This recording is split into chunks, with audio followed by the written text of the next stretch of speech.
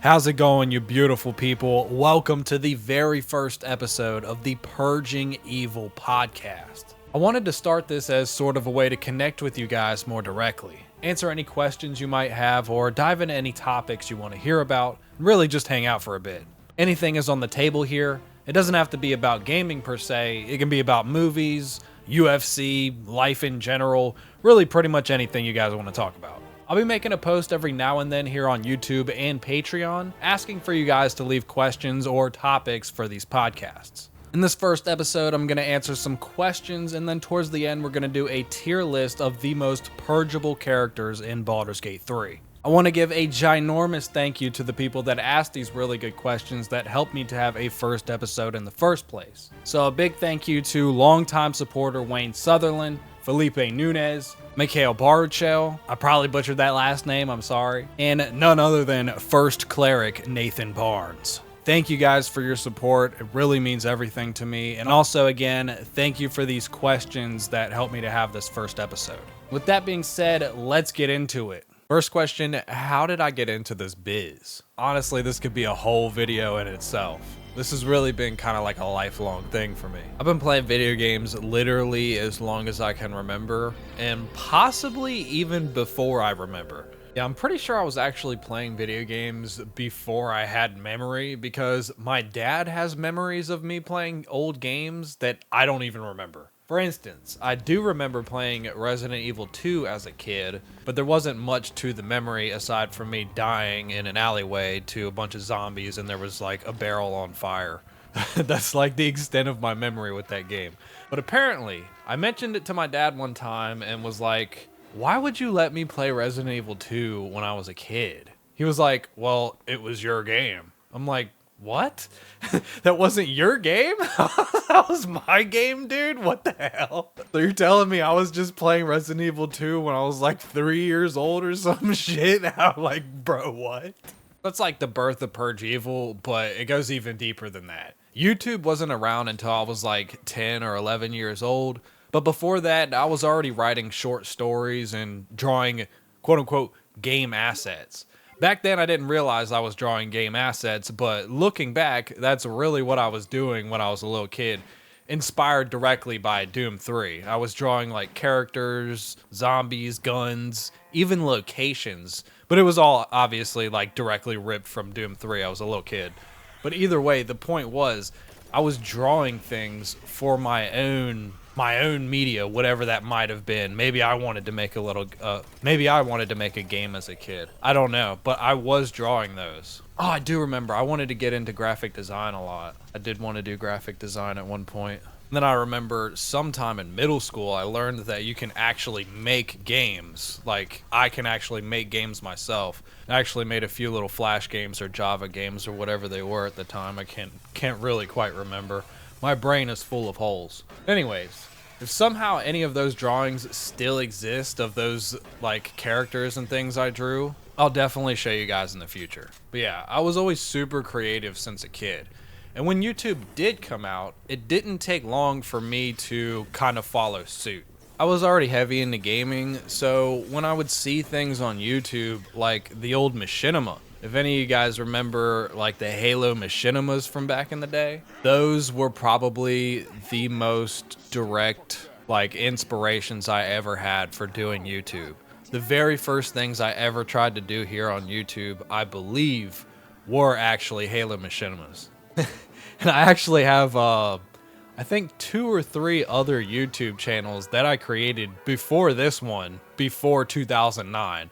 So you could kind of consider me an OG in the space in that sense, even though I kind of would go away for a few years later. But yeah, that's kind of how I started back in the day with Halo 3, you know, trying to make machinimas and stuff. And it wasn't just that. I was always really good at making guides or doing tips, or at least I thought I was. So I did do a whole walkthrough of the Dead Rising 2 prequel, I believe it was called. Or I believe that's what it was, where you play as the biker dude, but it's like a short version, but it's not the actual game. It takes place before the game starts. I can't remember what it was called. But yeah, I made a full walkthrough for that. I made a tips and tricks guide for Halo Reach, the Forge in Halo Reach. That actually got like 60,000 views, which is kind of crazy.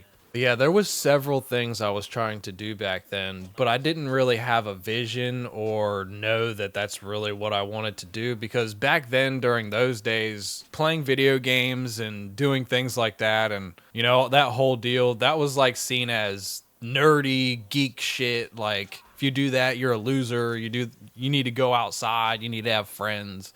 So that's what I ended up doing. I ended up, you know, I never stopped playing games per se, but I did stop trying to do anything with them, if that makes sense. I was always a skateboarder, so that's kind of what I fell into, was skating and hanging out with my friends and all that. A few years pass. I literally live life and go through a bunch of crazy shit. We could talk about that in another video or another podcast or something, but I'm not going to go into all that right now.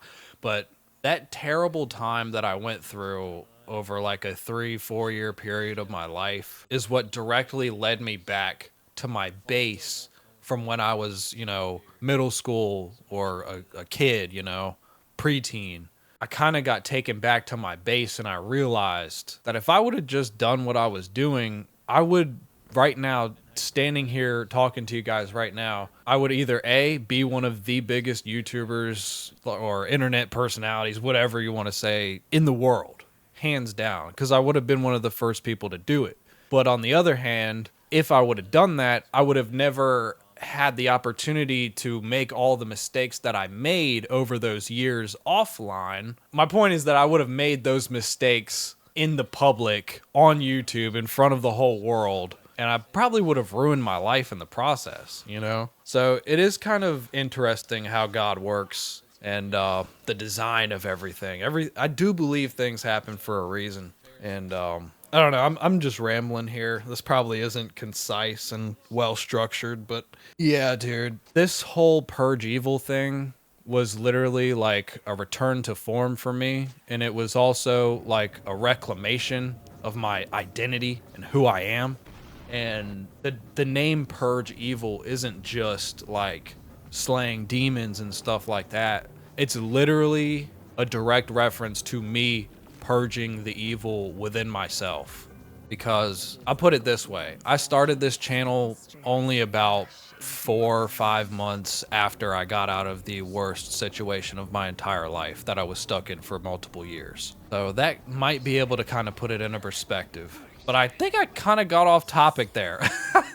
Let's move on. If you have any more questions about anything I just said, I'll be more than happy to dive deeper into them at a later date or in a different video. What are some of my favorite games? Honestly, this can be split into 2 different versions, like what are my favorite games of all time and what are my favorite games currently. If we're going all time, I'm probably going to need more time to think about that because it's been quite a few years and I've played quite a few games. So we'll go with what are my favorite games right now. Number 1, top of the list, has to be Warhammer 40,000 Rogue Trader. This game is absolutely amazing. If you haven't played it yet, even if you're not into 40K, I highly recommend it if you enjoy CRPGs in general. If we're talking games like of all time, then we get into the territory of like Crash Bandicoot, freaking the original Halo trilogy, plus ODST, plus Reach, plus Halo Wars.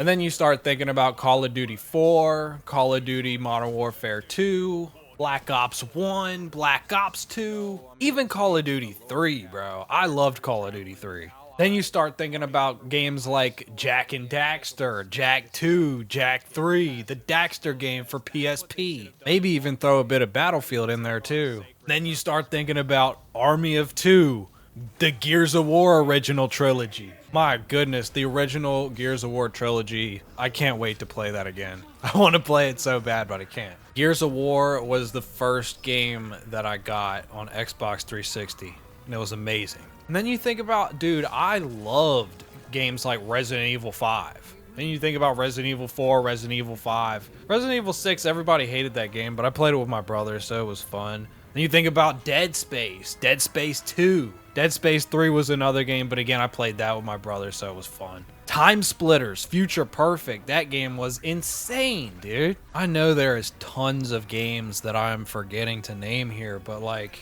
there's just so many games that I played. It's hard to just name them off. I gotta like list them all out over a period of time. Just go through a list of games that were released year by year and see which games. Maybe we could make a video about that. Maybe we could either do that on a future podcast or I could just do that on a video. Let me know in the comments if you want to see something like that, where I like go through a list of games for each year dating back to dating back to like 1990 or something, or even before that. And we'll just go down the list of most of the games released that year, or at least the most popular ones. Because obviously there's going to be a lot of games that are released in years that aren't going to make these lists because they're just so obscure probably. But yeah, let me know if that's something you guys want to see. I think that's a cool idea. I don't know if I answered that question well, but those are some of the games that are my favorites. Next question is favorite builds. Well, in pretty much any fantasy game, it's going to be some version of a battle mage.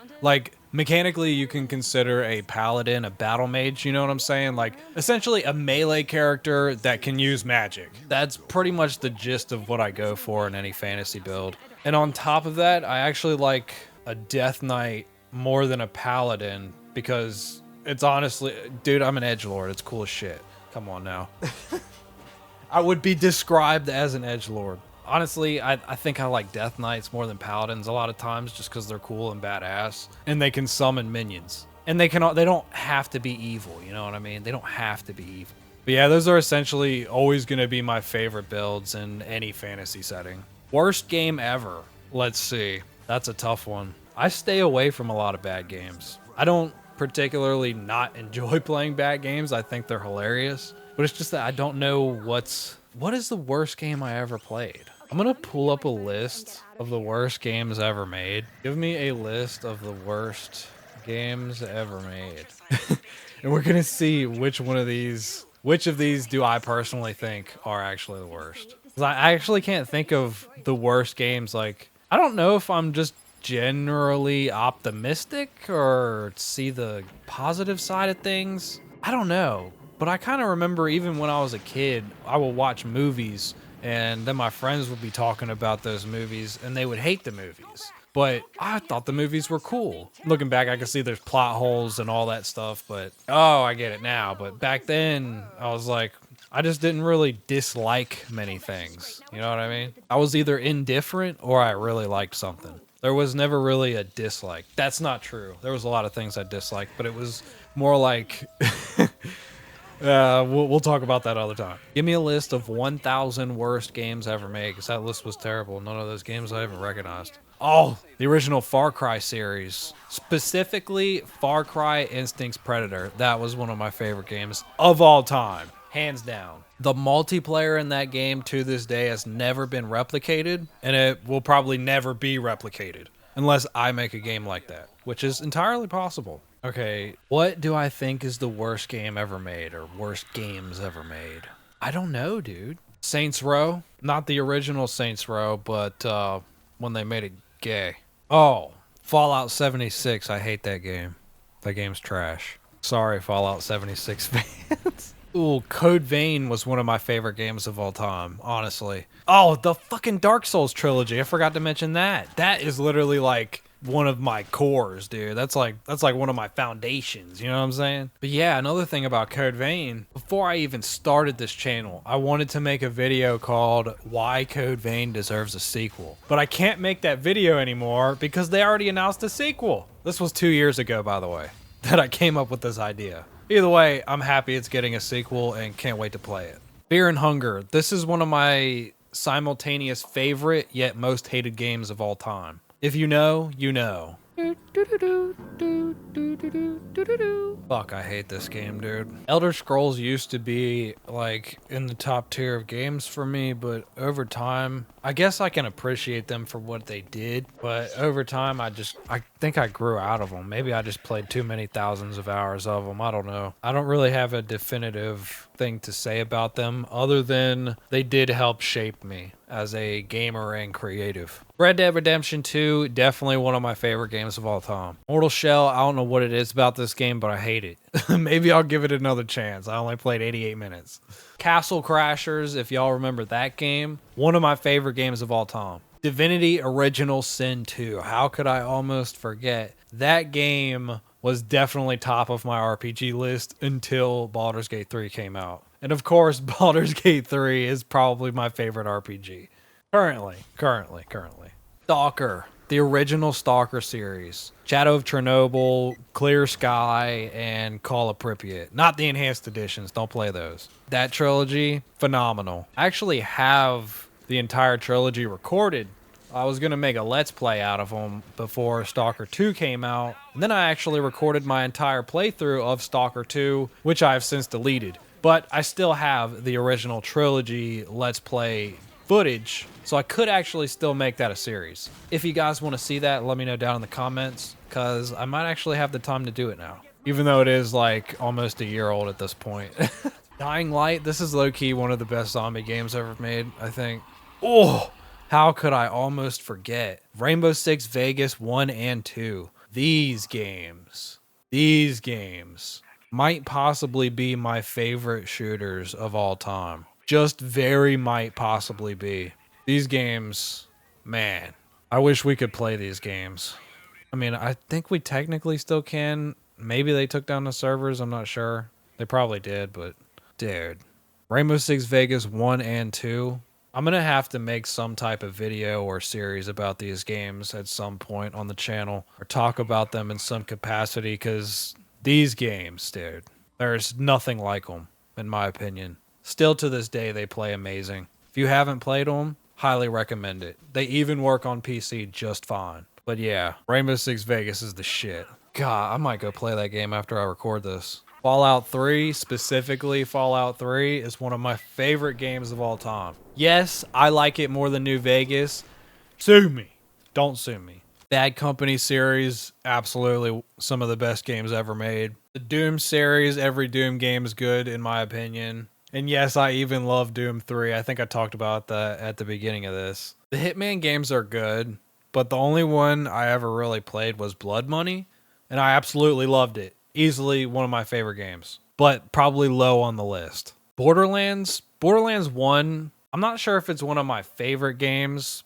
It's been probably over a decade since I actually played it. Half-Life 2, absolutely one of my favorite games ever. Terraria, really good game. Never got far into it. Wish I could have. But Minecraft, obviously, dude, I played this when it was an alpha. This game, come on, dude. It's Minecraft. We all know. Especially if you were there for the early days. Minecraft was something special. Especially watching the X Let's Plays. I think his name was X, is what he went by. His Minecraft adventure Let's Plays were so good. Far Cry 5 is low-key actually really fun. If you haven't played that game because it got bad reviews or something, I highly recommend it. The gameplay's fun as hell. Alien Isolation, badass, really good game. Marvel Ultimate Alliance, these games, phenomenal. Left 4 Dead, absolute classic. We all know, best games ever. Evil Within, low-key, I think this is a really good game. Really unique, really fun. It was scary as shit, though. Rust, I hate this game. This game sucks. Worst game ever. This is the worst game ever. This is the one. We found the worst game ever. It's Rust. It's fucking Rust. Sniper Elite. These games are good. I like these games. Morrowind. I did say Elder Scrolls. I didn't know, but Morrowind. I'll put this in my favorite games of all time. Dead Rising. The first and second Dead Rising. 2 of my favorite games of all time. And I actually did really enjoy the third Dead Rising, but not as much as the first 2. But I did really enjoy it. The Long Dark, I know this is a goated game, but I haven't really put the time aside to play it. As you can see, the last time I even opened it was 2017. Maybe I'll go ahead and install that and play it. I've been itching to play it for a while. Sniper Ghost Warrior, this first game was amazing. I bought the second one. Well, I never beat the first one, but I really liked it. And I bought the second one as well because it was on sale all those years ago, and I've never even installed it. That's pretty much it for my library over here on Steam. I have a bunch of games that I could go through, like the physical copies here in real life from Xbox and PlayStation, but I have to actually physically go grab those from different parts of the house and bring them in here. So maybe we'll do that for another video. Again, let me know down in the comments anything I mention or something like that. If you feel like you want to hear about it more or anything like that, let me know down in the comments. Moving on. Thank you, Wayne Sutherland. You have supported me for so long. Thank you. First Cleric, Nathan Barnes. Nathan Barnes holds the title of First Cleric because he is literally the first cleric on the Patreon. Cleric being the highest tier. What was the first game you completed as a kid without any help? Honestly, I think this is one of the first Crash Bandicoot games. Are there any games you weren't able to beat as a kid that you'd like to revisit? Okay, so the first thing that comes into mind is the very first game that I was not able to beat, and that was actually the Monsters Inc. game for, I think, the original PlayStation. It had to have been. I couldn't get past the Screamo-meter. I don't know if I was button mashing the wrong button or whatever it was, but I just couldn't get past the Screamo-meter, and so I didn't want to play the game anymore. So within a day or two, we took it back to Blockbuster because we rented it, and I got a different game. But if I would really have to think about any game that I couldn't beat as a kid that I'd actually like to revisit, it would probably have to be Grand Theft Auto San Andreas. I was able to always get to the second island, but for whatever reason, the disc I had would always freeze and just not work whenever I got to a certain point on the second island.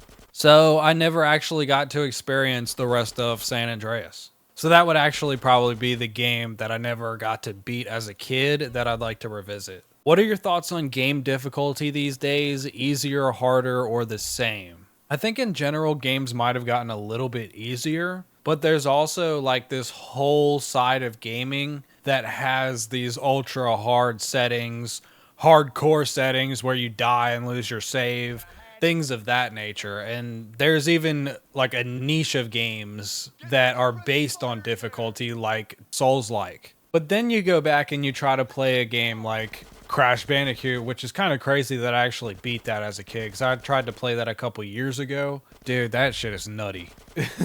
That is absolutely mental. But yeah, then you go back and actually look at these older games and they're a lot harder than you remember. At least it is for me. Duke Nukem is really hard. I don't know why, but for me, Duke Nukem is extremely hard. Same with Doom. Doom 1 and Doom 2, the original ones, those are hard for me, dude. Like, I can run through the levels, but like killing everything and doing it cleanly, dude, that shit's hard. Honestly, there's just so many games that come out nowadays. I think difficulty is really all over the place. But in general, I think it is easier. I think the normal difficulty on games is generally easier than what it used to be in older games. Maybe as another example, I can remember in the first Gears of War, one of the Krill missions, what are they called, the Krill? The flying things.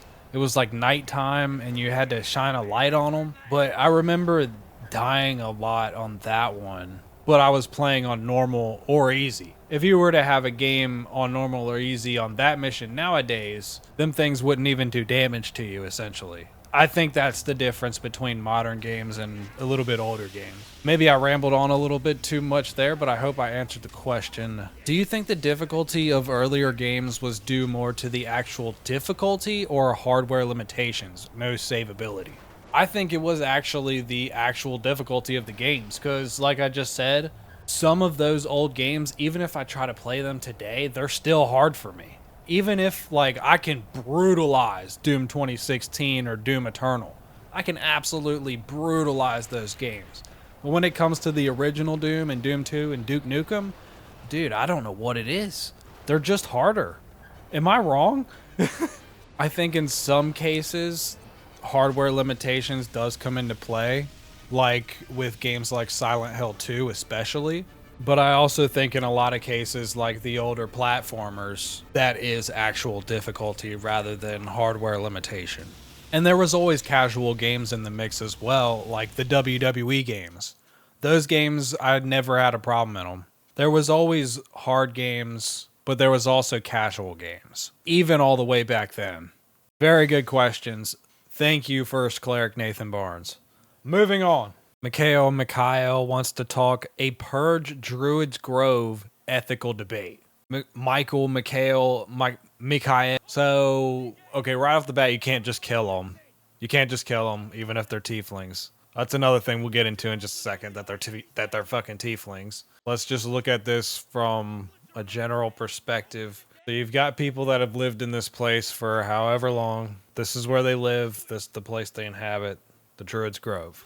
Then you have these people that, let's just say it for how it is, they're fleeing death. Wherever they go, they run into things that are killing them. They find one safe place, so they decide to just move in, essentially. Or maybe the Druids actually did let them in at the beginning. I don't remember how that worked out. But maybe the Druids actually did let them in and were welcoming in the beginning because they did need a little bit of help. That's all fine. That's cool. Now, if they would have stayed just for a certain amount of time, specified by an agreement between the leaders of the tieflings and the druids, I think there would be absolutely no problem. They stayed their welcome. You know, they were given food, they were given shelter, they were given supplies, whatever it may be. That happened. They agreed to a time frame when they would leave, and that's that. What ended up happening was they clearly overstayed their welcome. They brought crime. Let's just call it for what it is. They brought crime. There's thieves. Even if they're kids, who's to say there's no adults doing some thievery? Okay? On top of this, they take up space in the sanctuary. And the space that they take up, it's all temporary wooded stuff. Like where the tieflings are actually staying. I guarantee that stuff wasn't there before the tieflings arrived, or if it wasn't as robust as it is, or there wasn't as much as there is. Overstayed their welcome, brought crime, essentially dirtied the place up by building these makeshift structures. And then on top of it, they are actually tieflings. Let's be real, they're half demons, okay? Even if they are good people, dude. Would you want a bunch of half demons that brought thieves? They refuse to leave. They can't really help defend the place. Or they choose just to be scared or some shit. So you tell me, is it ethical at that point to purge them? In the sense of kill them? No, I don't think that's the way to go. But I do think it would be ethical at that point to purge them from the Druid's Grove, like get the hell out, kick them out. Not actually kill them. They overstayed their welcome. They brought crime, all this other stuff. The Druids gave them a ton of help just by giving them shelter in the first place. So yeah, I'm actually on the side of the Druids here, even if I don't agree with Kaga and her methods. You know what I'm saying? But yeah, I think the tieflings are actually pretty fucking annoying. I'm not gonna lie. Moving on. Felipe Nunez with the, can you make a tier list of the most purgeable characters in Baldur's Gate 3? Let's do this. So here's my tiers. First, we got the homies. These are the characters that are ride or die. You must protect them at all costs. These are my best friends and or something further. Then you got the sacrifice tier. These characters, I might not want to purge them, but sometimes they must be sacrificed for the greater good of loot. Neutral, these are the characters I literally just don't care about. They can live or die, it does not matter to me. Annoying, these are the characters who annoy me for any reason, big or small. Guilty, these are my guilty characters. Characters I know I should purge, but I low-key am either in love with or have ulterior motives or just think they're cool. And the Smite tier, our bottom tier, these characters are disgusting and vile and need to be obliterated immediately. Okay, let's get into this. I'm not going to do these in any particular order. I'm probably just going to grab them at random from here, but we'll start with Annie Ethel since she's the first one up here on the left. Annie Ethel, you know she has to go in Smite, but I kind of could put her in Guilty because I leave her alive the first time a lot of times because, you know, hag's hair and all that. But yeah, she's disgusting. She goes in the Smite tier. I'm also, okay, also what I'm going to do is I'm going to put them in the tier. But if, say I want to purge Halsin more than I want to purge Ethel, I'll put Halsin like right here. You know what I'm saying? Instead of behind her. So it's going to go, the tier list is obviously the tiers. And then there's another ranking in the actual tier. Yeah, Annie Ethel is definitely a Smite. We'll grab Mayrina. You already know Mayrina is common L, bro. We have to Smite Mayrina. She's actually worse than Annie Ethel. Why is she worse than Annie Ethel? Because she sold her kid to the hag. How you give your kid to the hag? Your unborn child. Bro. Common Mayrina L. Smite tier. Easily. Mayrina is easily Smite tier. Lae'zel. Okay, she's homie. She's always my best friend. She's like my confidant or whatever. Either way, nah, for real. She is, I love Lae'zel. A lot of people hate Lae'zel, but I've always loved Lae'zel. She's always been top tier for me. Karlach. Oh, shit. I'm gonna make so many people mad with Karlach, bro. All right, look. I like Karlach. I do. I think she's cool. I think she's a good person. To an extent, I think she's cool. But, I mean, come on, dude. She's fucking annoying. I can't be the only one, dude. I cannot be the only one. Her vocabulary, it's fucking cringe. It's cringe, dude. It really is cringe. You know it's cringe. Only little girls that are like 8 years old think it's cool. Maybe a little older than that. I don't know, dude. I just can't stand the way she talks half the time. It's so cringy, dude. I really do think it's cringe. Okay, moving on. Saza. I can't stand this little thing, but she is kind of helpful. Not really. Screw her. Smite. Mizora. I'm just going to put her in the guilty tier because you know why. All right, Prince Orpheus. This dude's the homie. That one's easy. This guy, the Strange Ox, this dude's also the homie. Even though it's probably like some evil abomination, that's the homie. Oh, God. Roa Moonglow. Y'all know who Roa Moonglow is, right? The traitor for the Zentarum.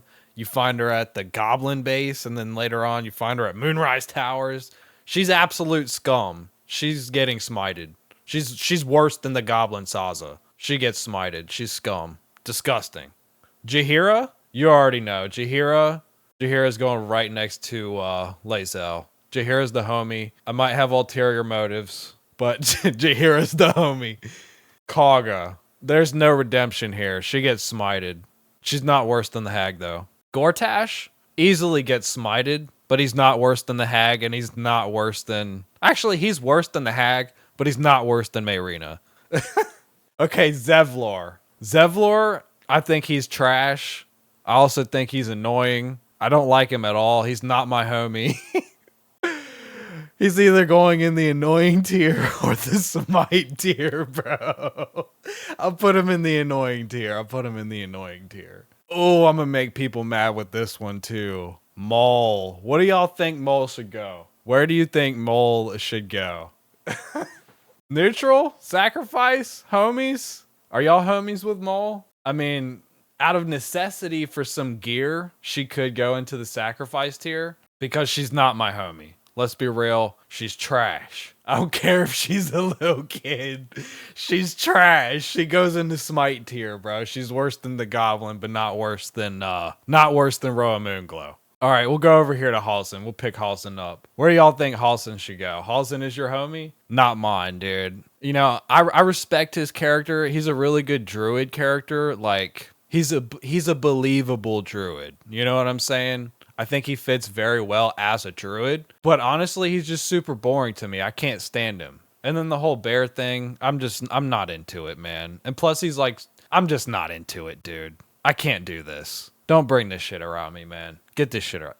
Get this shit out of here. Halsin goes in a neutral tier. He's almost annoying, but he's actually really helpful, and he is kind of chill. He is actually mad chill, even though he tries to take Shadowheart from you, which is not mad chill. That's actually Smite tier. Oh, okay. No, we'll leave him in the neutral tier because he has a really cool mission. Spa. Spa's the homie. Is Spa more homie than the Ox? No, but Spa is the homie. Spa's pretty cool. The Emperor? What do you guys think? What do you guys think about the Emperor? Let me know down in the comments. I'm actually really curious about what you guys think about the Emperor. Now, my personal opinion, he's not my homie. I'm not neutral with him. I'm not annoyed by him. I'm not having guilty pleasure with him. This motherfucker gets smited. He's up there. He's up there. I don't know how far he's up there, but he's not worse than Mayrina. We'll put him right there. Yeah, I don't like that guy. Fuck Balderon.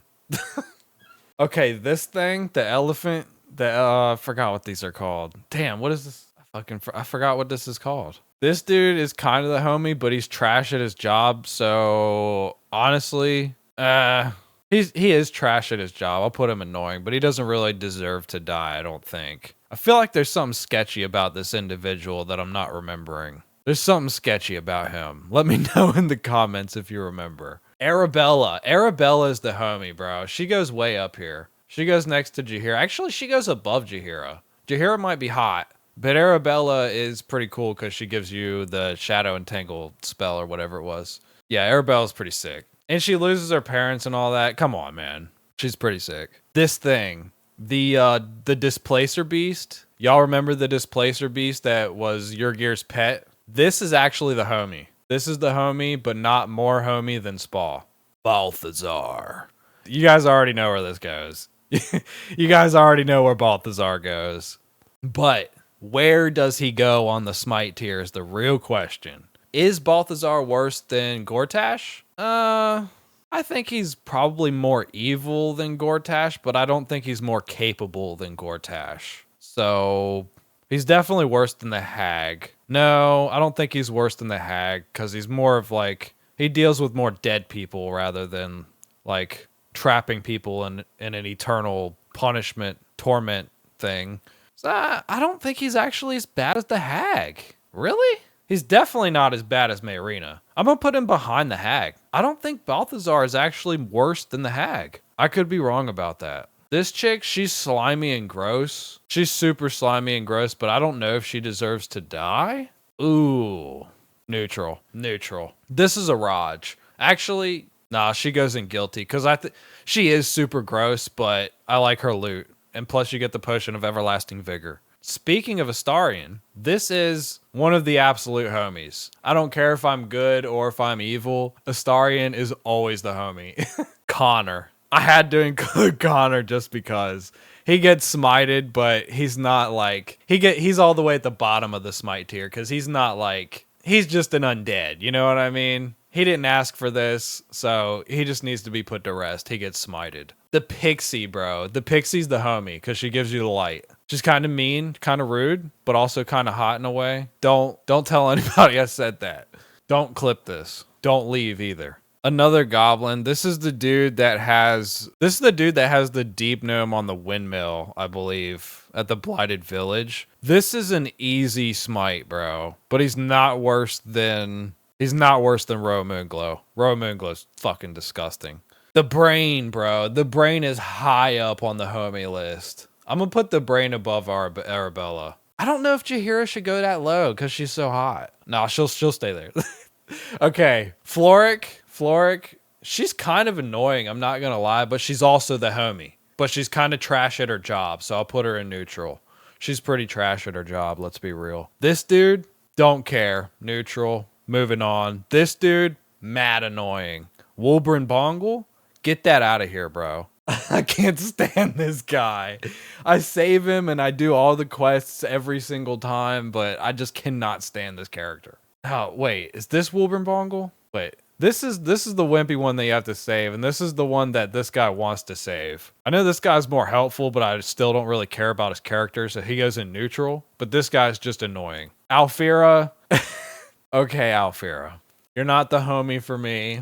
You're not neutral and annoying. I'm not gonna smite you. You always get sacrificed because I'm always the Dark Urge. Alfira never escapes Act 1, bro.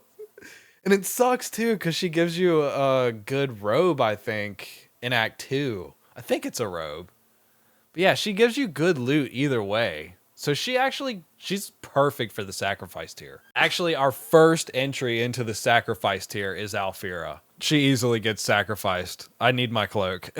Speaking of sacrifice, who else gets sacrificed? Dame Aelin, you are the homie. You are the homie, but I can't date you, so you're also annoying. So I sacrifice you for better loot for Shadowheart. Not all the time, only if I'm evil.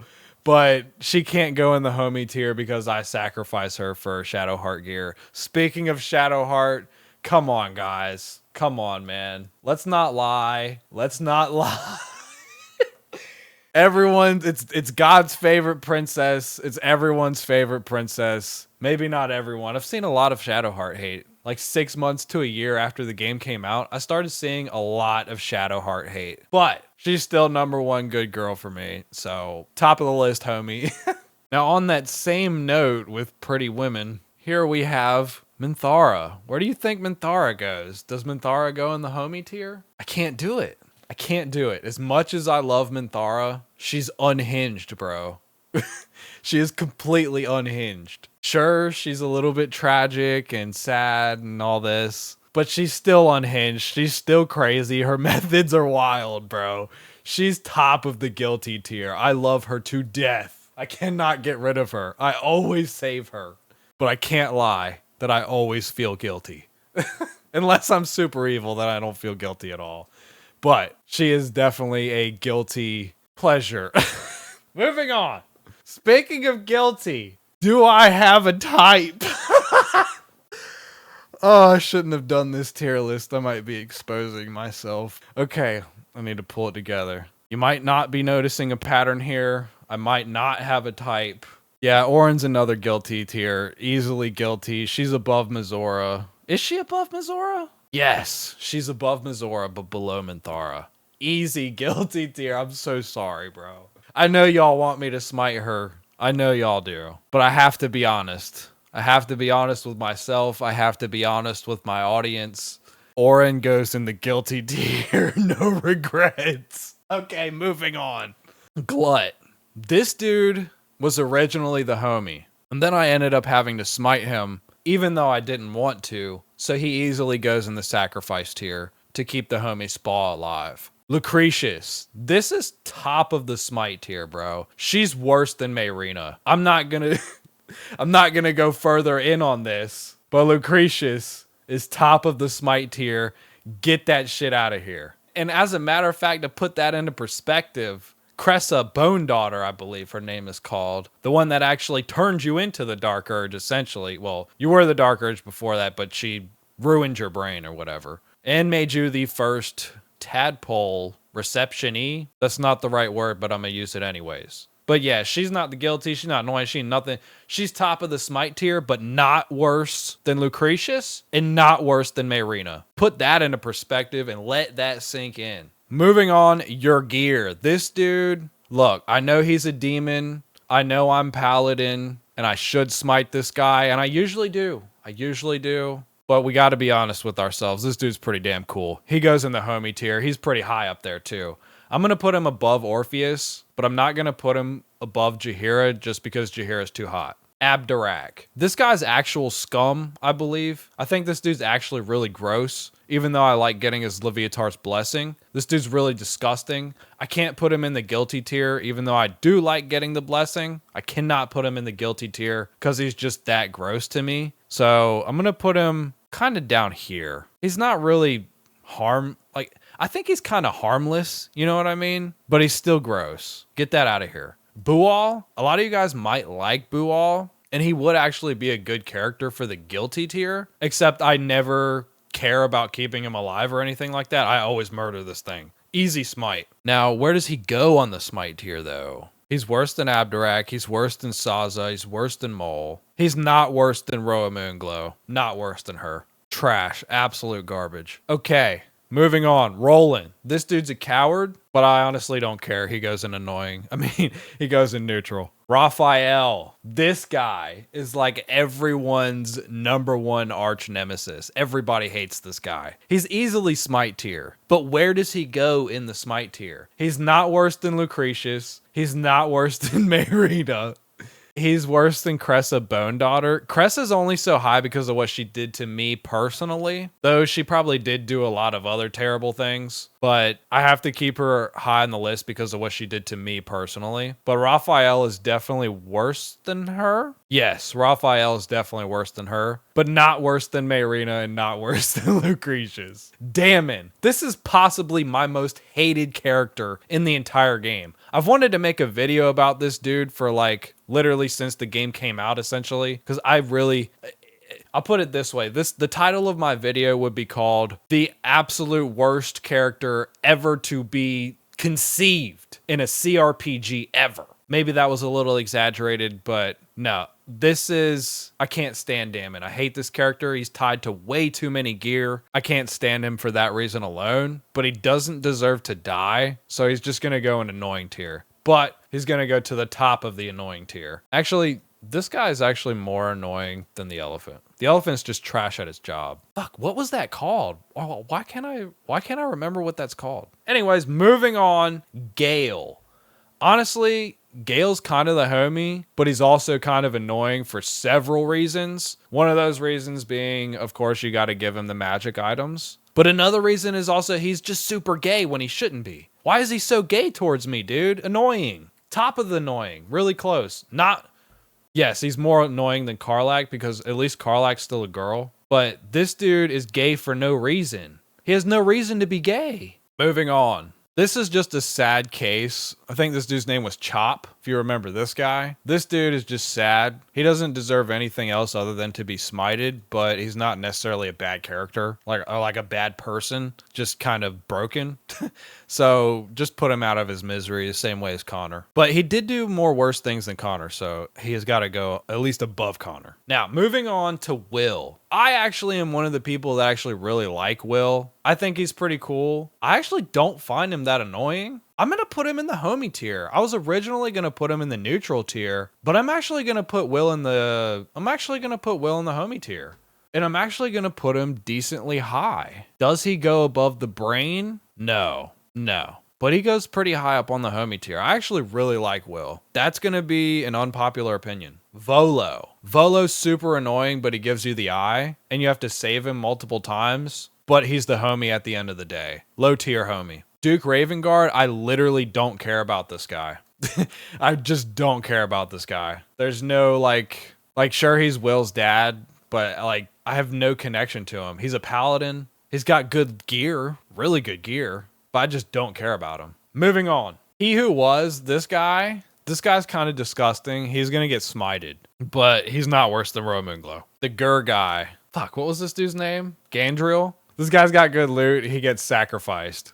I actually don't think he's cooler than Glut, though. I actually don't care about his character. It would be neutral, but he does need to die because I need his crossbow. This dude, I don't even know why I put this here. This is an easy smite, but he's also just kind of subservient. So he's kind of harmless on his own, if that makes sense. So he's actually going to go low in the smite tier. He's not as bad as Roa Moonglow, bro. Not even close. The ogres, bro. The enlightened. Lump the Enlightened, I think this is his name. High on the homie tier, bro, but you can only use him in Act 1, in the overworld of Act 1. So he's actually going to go below your gear, below Prince Orpheus, below that, below Spa. Nah, he'll go about here. We got 3 left. Isabel, neutral. I don't care if she's got the silver hair, the eyes, she's supposed to be hot. Something about her is extremely annoying to me, and I don't know what it is. But I can't necessarily say that she annoys me. Oh, I know what it is. No, she's definitely going in the annoying tier. She took my chances of Dame Aelin as a paladin. I can never be with Dame Aelin, or as a vengeance, but let's be real, I don't play by the rules here. As a vengeance paladin, possibly breaking oath half the time. I can never be with Dame Aelin because of this. You're lucky I don't smite you. But if I smite you, Damon dies and I lose all that gear. Do you understand why I don't like Damon? Do you understand? They're all tied together. The annoying characters are tied together. Look at this besides Gale. But look at these 4 characters. These 4 characters are tied together. You can even include him. These 5 characters are tied together. Annoying. Moving on. Minsk, neutral. I didn't play the first game 20 years ago. I played a little bit of it not too long ago, but I didn't play the first game. I didn't play the second game, so I have no emotional attachment, and I don't really find him that interesting or funny, so he goes in neutral. And last but not least, the best character in Baldur's Gate 3, by far. Dark Urge is actually really cool, but I really do think Ketheric Thorm is probably the best character in Baldur's Gate 3. And in another life, we could have been homies, right? He could have surrendered. But it doesn't take away from anything he did during either of his lives.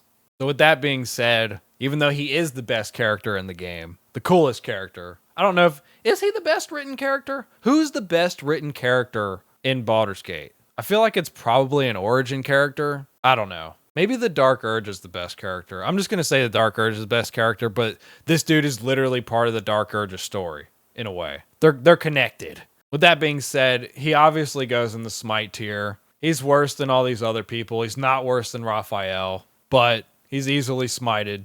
High up on the list, but still not worse than Raphael, still not worse than Mayrina, and definitely still not worse than Lucretius. So there you have it, my definitive most purgeable characters in Baldur's Gate 3 tier list, with homies, sacrifice, neutral, annoying, guilty, and smite. Naturally, we have the most characters in the smite tier. Thank you all for tuning in to the very first episode of the Purging Evil podcast. I had an absolute blast making this episode, and even if it doesn't get a lot of views, I hope the people that do watch this, I hope you got some enjoyment out of it, and maybe you got a laugh too. Hopefully I can do more of these, and hopefully I can do them often. I'm pretty bad with intros and outros, so instead of trying to remember all the things that I'm supposed to say as a YouTuber and all this, I'll just say that I'm doing game dev now. You can follow that. I'll put the links down in the description, and I'll have some content soon. And again, I want to give a big thank you to Wayne Sutherland, First Cleric Nathan Barnes, Mikhail Bartichel, I still don't know how to pronounce that last name, I'm sorry, and Felipe Nunez for making this episode possible in the first place. Thank you guys so much. The support is amazing, and I love you guys. Leave any questions below for the next one, and I will see you guys soon. Thank you all for watching, and until next time, Purge Evil.